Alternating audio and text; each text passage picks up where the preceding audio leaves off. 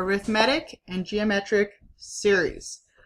We are skipping for right now section 14E, which is the application of sequences, and moving on to series. A series is the addition of terms in a sequence.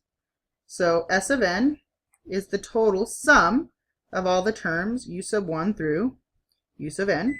And again, if you don't remember, the sum is when all the terms have been added up, often given by sigma. This first problem says find the sum of term 0 to term 10. And we don't usually use or haven't used a term 0. We've always started at term 1 to say this was the first term that we're going to start with. But I'm going to do this example because when we go back to 14E, real world problems tend to start at 0. And this problem doesn't matter either way because the first term is 0, so it doesn't add anything. And let me show you what I mean by that. So this formula right here, 2 times n, is the u sub n formula, where you plug in the number of the terms for n, and it spits out the term. So we're going to plug in, we want the 0 term, so 2 times 0 is 0. That's why this one is a good example, because it really doesn't matter anyway. Adding a 0 to something doesn't change it.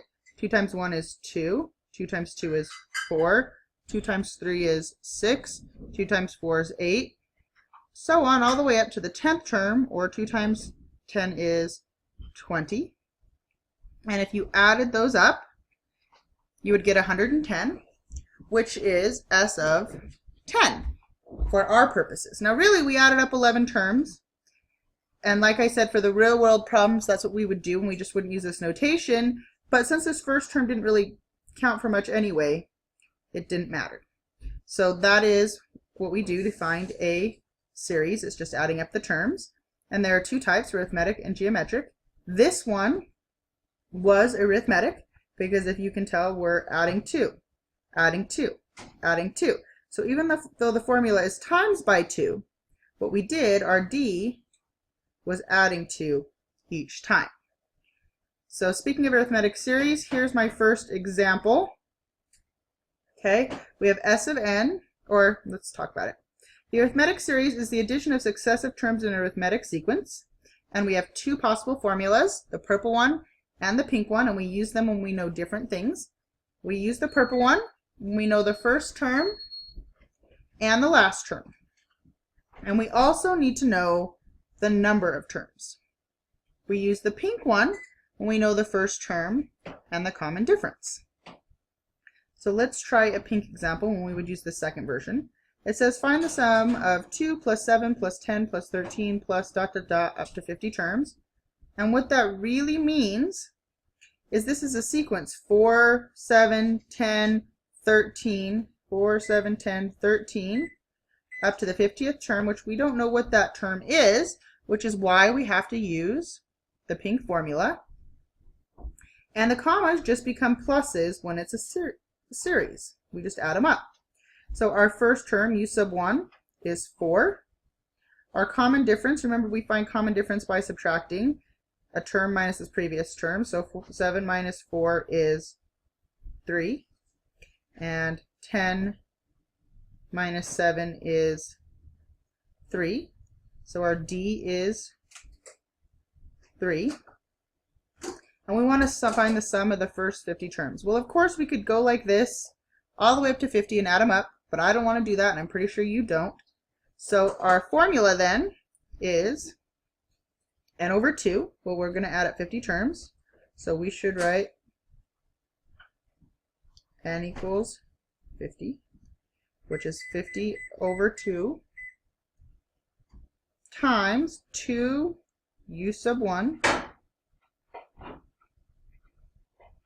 plus n minus 1. Well, in this case, that's 50 minus 1 times d, and our d is 3. And you could plug this whole thing directly into your calculator with parentheses and get a total sum of 3,875. Or if you prefer, you could use the order of operations. Well, 50 divided by 2 is 25 times 8 plus, this would be 49 times 3, or 147, which equals 25 times 155, which would give you the 3,875, which is the sum of the first 50 terms. So this would be our answer. I would expect you to write your answers like that. Now let's try using the purple formula, which is a slightly more tricky. It says find the sum of the series -6, 1, 8, 15, 141. Well, -6 is obviously u sub 1. And the last term, u sub n, we don't know how many terms there are. Sorry, I had to pause it. We don't know how many terms there are, but we do know that the last term is 141. So let's fill in what we know at first. U sub 1 is -6, and u sub n is 141. So if we plug it into our purple formula, we have n over 2 times u sub 1 plus u sub n. Again, the one thing we need is the number of terms. But we can go back to last time's lecture and use the u sub n formula to find a specific term. And we know that for arithmetic, u of n is u sub 1 plus n minus 1 d. And we happen to know that the last term is 141. So we could say 141 is equal to the first term, -6, plus, we don't know which term 141 is, but that's what we can solve for. And we know that d, if we look carefully, is 7. And how did I get that? Well, to find d, it's a term minus its previous term, so 7. Or for this one, 8 minus its previous term, so 7 again. 15 minus its previous term, or 7. So d is 7. Now we solve for n. We're going to start by distributing the 7 this way. Make sure you're timesing the 7. People add 7 to the -1. Okay, and we get 141 equals -6 plus 7n minus 7, which would get us 141 equals -13 plus 7n. And if we solve this, add 13 to both sides, we get 154 equals 7n. Divide by 7, and you will get n equals 22. That means that this 144th term is actually, or 141 is actually the 22nd term. Now we can go back and plug in to the missing part of the purple formula. And so it turns out that the sum of the first 22 terms is 22 over 2 times -6 plus 141. So the sum of the first 22 terms is equal to 1,485. And again, if you really wanted to, you could use the pink formula at this time, which would be s of 22 equals 22 over 2 times 2 u sub 1 plus n, which is 22, minus 1 times d. But I feel like this is way more than you would need to do, and either way you would again get 1485. So that would be for the arithmetic series. We have the same idea for a geometric, and these are, I would say they look scarier, but maybe a little easier. So a geometric series is the addition of successive terms of a geometric sequence. For this version, we also have two formulas, but they are the same, and so I would say pick one. I usually do this one with r as first. If you're doing these in the book and you see a different answer, try the other formula. It just changes the sign, ends up working out okay. When it's finding the sum, it'll always be the same answer. If it's building the formula, you might have a negative sign difference for a minute until you simplify. So if you're getting weird stuff, switch formulas. Let's go ahead and try example 1. For example 1, it says find the sum of 2, 6, 18, 54. Well, that's just the sequence 2, 6, 18, 54, ... up to 12 terms. So again, this is u sub 1, u sub 2, and we want to go all the way to the 12th term, u sub 12, and we don't know what that term is. What we do need to know, though, is the r, or the Karman difference. And if you remember, r is found by taking a term and dividing it by the previous term. So 6 divided by 2 is 3, or 18 divided by 6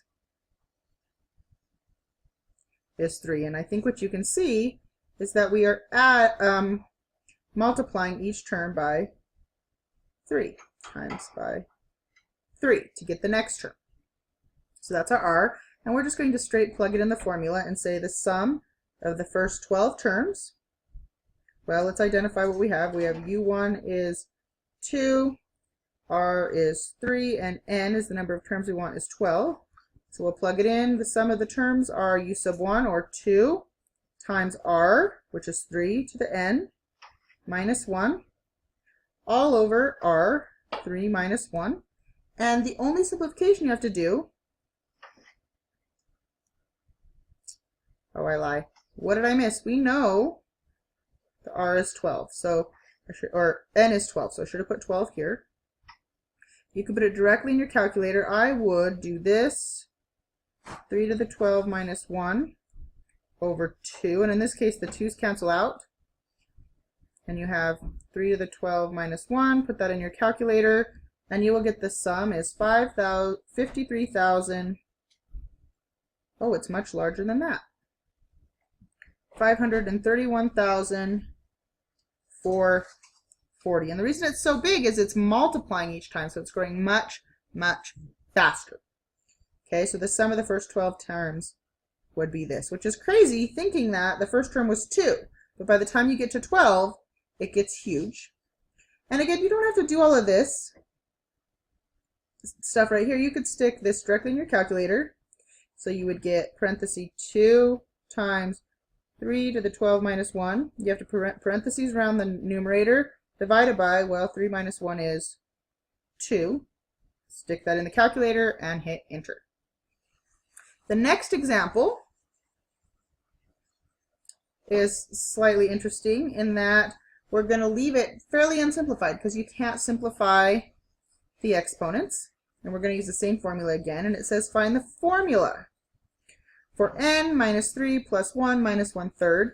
And you really have to think about it. That means it's the series, or the sequence, n plus negative 3 plus 1 plus negative 1/3.